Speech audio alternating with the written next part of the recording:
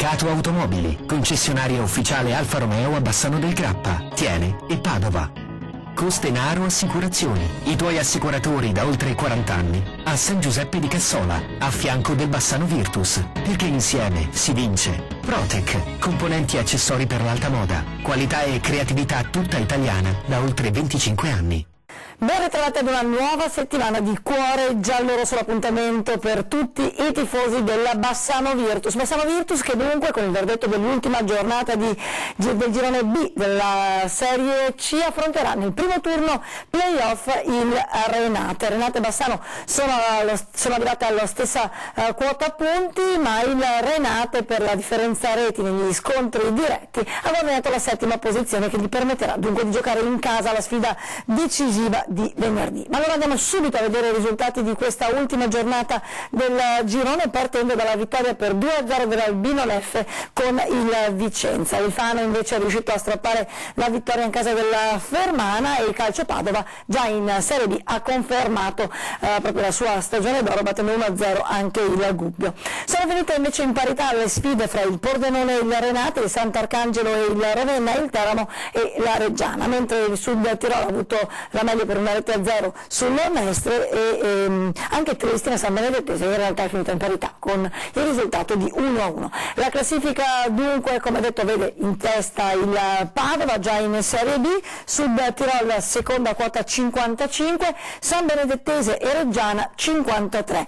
Anche il quinto e il sesto posto avrebbero lo stesso punteggio, Albino Leffe farà il Pisalò, siamo a quota 49 come Renate e Bassano quota 48, ma come detto Renate è settimo grazie a questa migliore differenza reti negli scontri diretti. Pordenone 46 e Mestre 44 chiudono dunque la lista delle qualificate ai play-off, mentre sul fronte dei play-out ormai lo si sa da tempo, Teramo e Vicenza dovranno dunque lottare per riuscire a mantenere la categoria.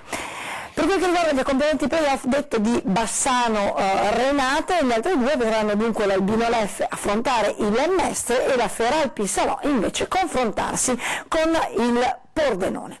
Questo dunque per quel che riguarda la prima squadra. Ieri però al Mercante si è giocato il primo torneo Città della Speranza e allora andiamo subito a vedere com'è andata. È il Sud Tirol a sollevare il trofeo Paolo Geno nel primo torneo Città della Speranza. Gli altoatesini hanno sconfitto in finale i padroni di casa del Bassano Virtus per una rete a 0.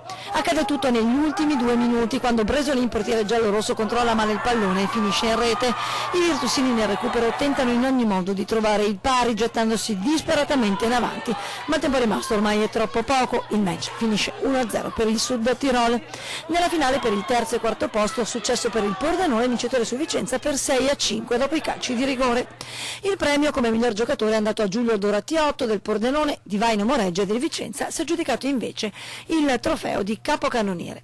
Nonostante la sconfitta in finale per i padroni di casa giallorossi è stato comunque un ottimo torneo. I ragazzi hanno fatto molto bene, siamo usciti sconfitti per un infortunio che ci può stare nel calcio, ma con una prestazione molto interessante. Un infortunio che ha visto sfortunato protagonista il portiere bassanese Tommaso Bresolin, al quale Michele Nicolin si sente di rivolgere un pensiero. Tommaso, dico, è un arricchimento anche questo episodio che capita ai grandi portieri, ultimamente è successo sia a Buffon che a Donnarumma, dunque ridiamoci sopra. Per oggi è davvero tutto, noi ci rivediamo domani ancora una volta con Cuore Giallorosso. Arrivederci.